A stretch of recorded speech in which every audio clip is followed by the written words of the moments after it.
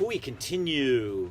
Ansel Adams, the great Sierra Nevada batholith of California.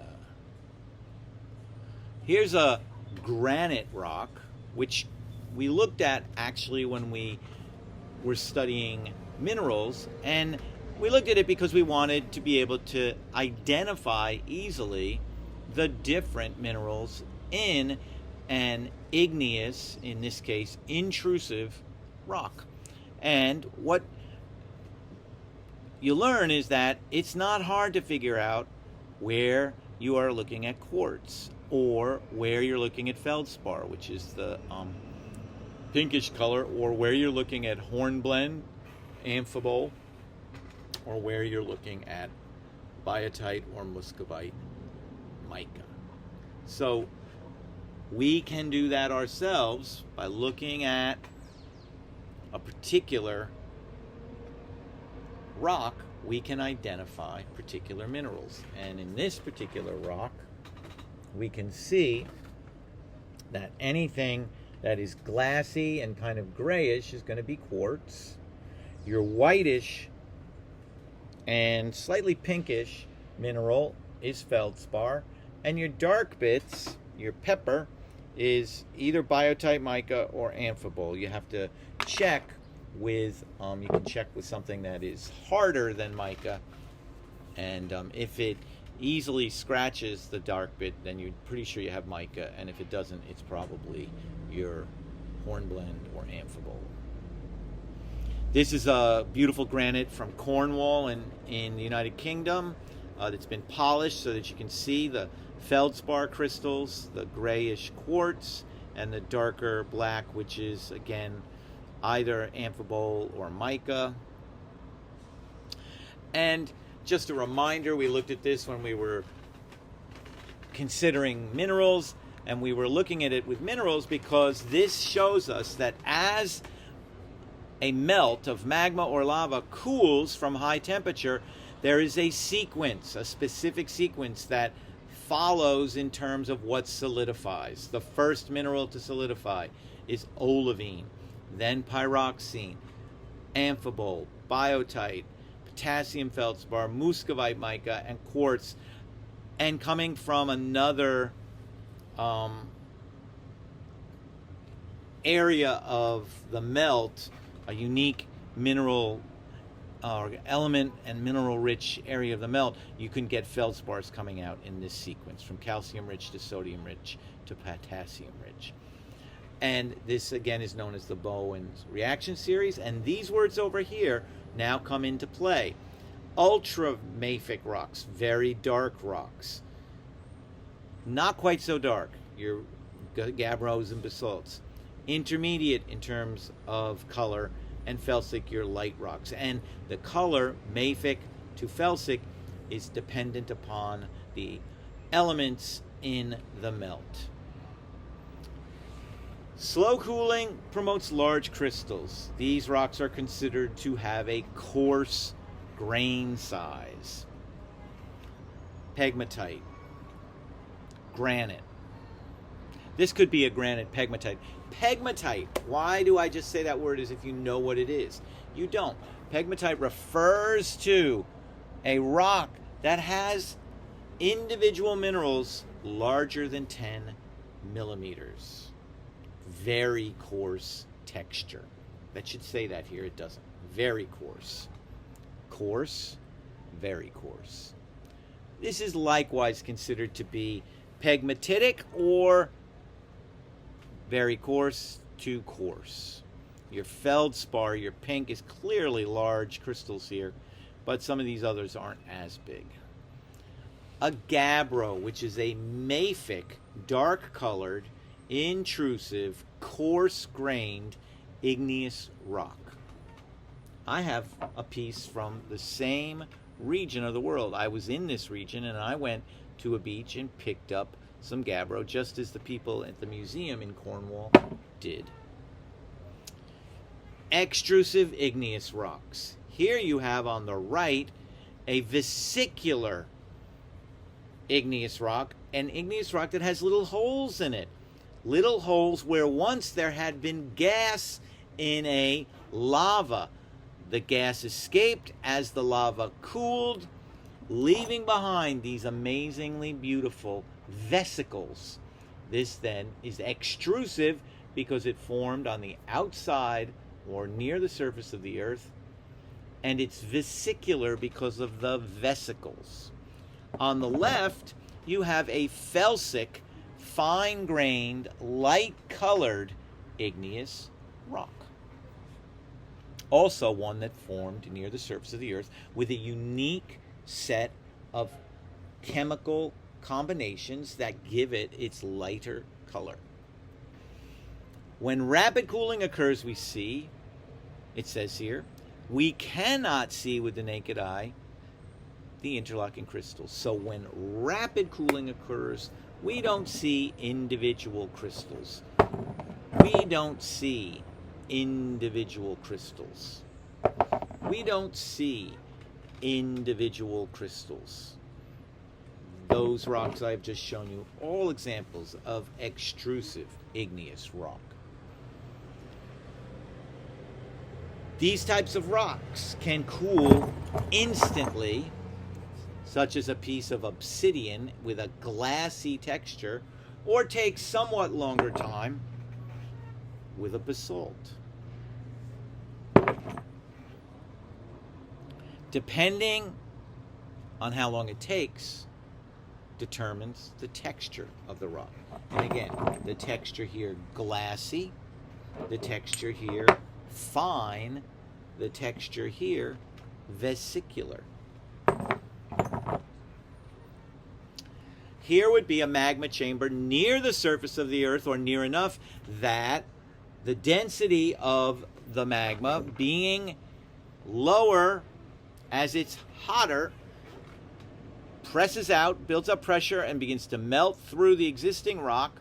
Melting through the existing rock, I'm pointing at it with a pencil that you can't see, melting through the existing rock, and in this case exploding onto the surface with gas, volcanic bombs. These can be flying through. This is one of the reasons you don't like to be near a volcano. This is a hot piece of lava cooling and it hits you in the head and you die. Volcanic bombs are extremely dangerous.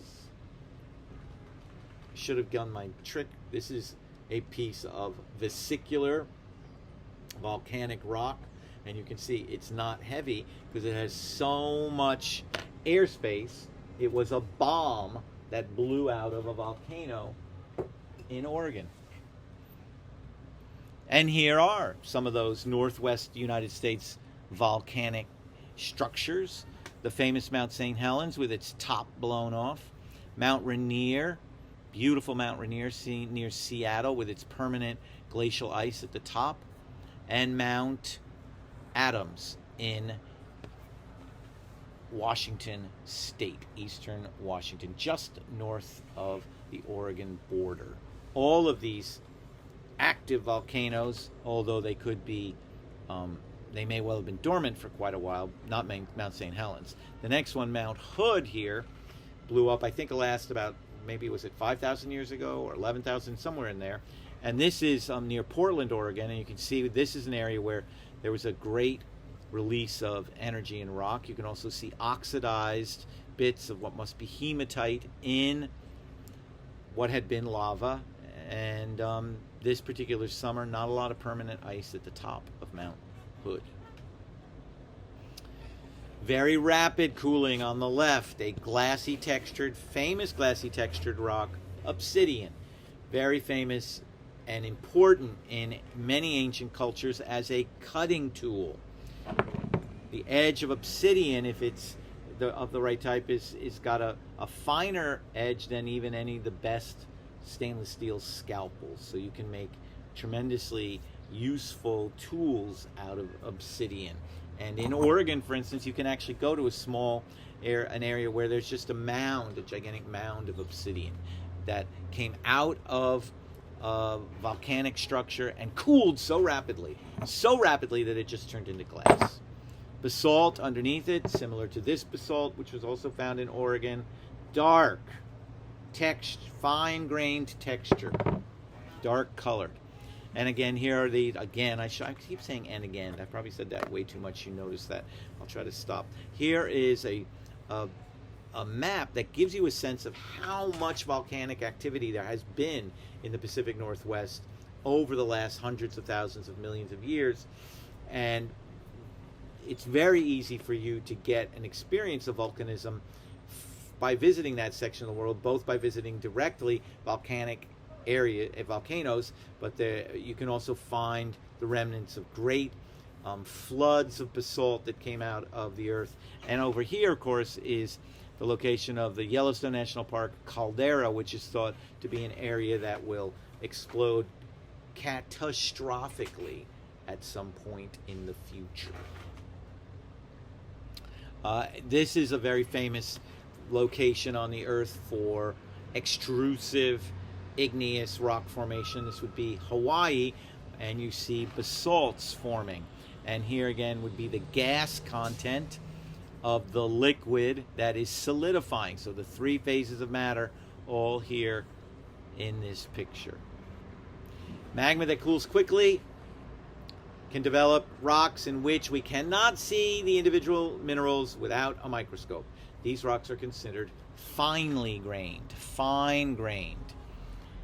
We have intrusive versus extrusive, coarse-grained, fine-grained. And this is an intrusive rock. You can see the different minerals. This is an extrusive igneous rock. You cannot see the individual crystals. The next way to classify igneous rocks is by the composition of the parent magma, the magma from which the rock solidified. To determine the composition of the parent magma, you must look at the overall color of the rock. If the rock is light in color, then the parent magma was felsic, high in potassium, feldspar, and silica, felsic. If the rock is dark colored, the parent magma was mafic, high in iron and magnesium, felsic, mafic. Here's a little diagram. Ultramafic, very dark, composition 40% silicate, magnesium oxide almost half. Then the magnesium oxide going down, you can see, to less than 1% in the felsic, and the silicate going up. So you can see that it's this change in composition from magnesium oxide rich to silicate rich that causes a change in the color of these igneous rocks. Mafic versus felsic again. Dark colored rock is mafic basalt. Light colored rock is felsic rhyolite. To review, igneous rocks have unique textures. They can be glassy, fine, coarse, very coarse, vesicular, or non-vesicular. Glassy obsidian, fine basalt, coarse granite, very coarse pegmatite, vesicular, volcanic extrusive rock. Non-vesicular is any of these that do not have this kind of vesicular texture. If you go to page 6 in your ESRT, you might be able to begin to identify some of these rocks. Let's see if you can do it. I'll go through them. I'll hold each rock for a little bit, and maybe you can identify it. Here's number 1. This is to scale, so this is what your eye would see. So check on your reference table. These minerals are clearly greater than 1 millimeter, but generally less than 10 millimeters. You can see them. Here, there's clear structure that indicates the type of rock this is. So look at these, the little cells or vesicles.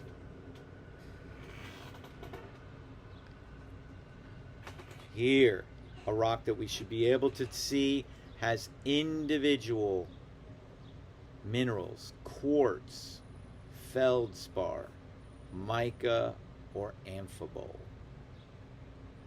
The size then gives you a clue as the type of rock as does its overall light color. This is a felsic rock. A dark, fine-grained rock. These crystals are clearly less than 1 millimeter. A rock that has vesicles. And a rock that is, one of the favorite songs we've ever heard. We're going to stop the song. We've been about 15 minutes again, and we're just about to finish. We have 1 or 2 more things to do. So check this out in terms of its color. This is, I'd like you to think about its color and consider that its crystals are 1 to 10 millimeters in size, coarse grained. Now, also on page 6, there is this confusing diagram on the bottom of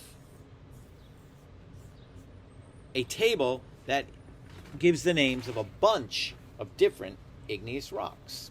Let's go through this table and make sure that we know how to use it. Then let's go down to this graphic, which is a little confusing. So, scheme for igneous rock identification.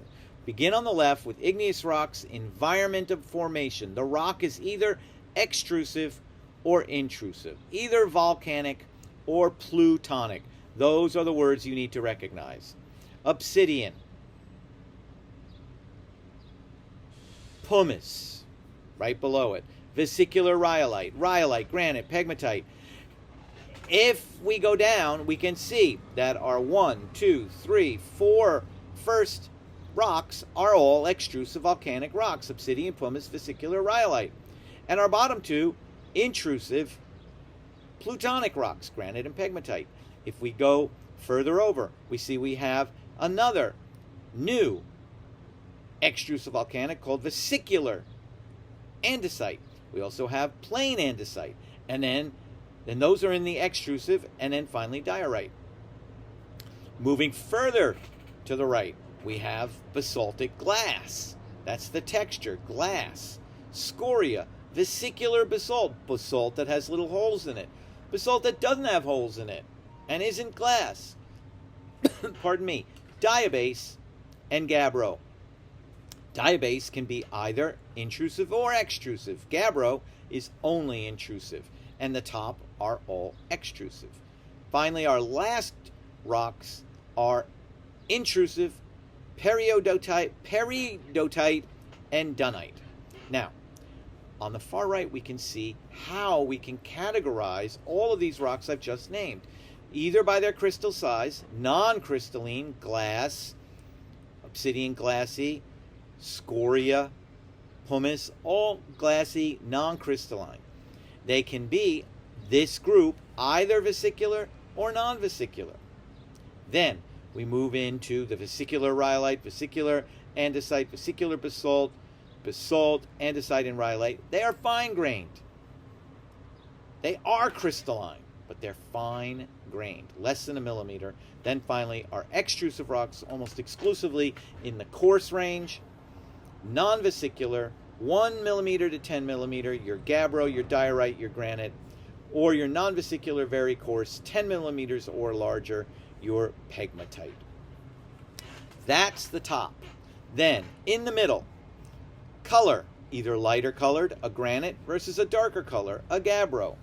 Either a gabbro, lighter colored, darker colored, or a granite, lighter colored.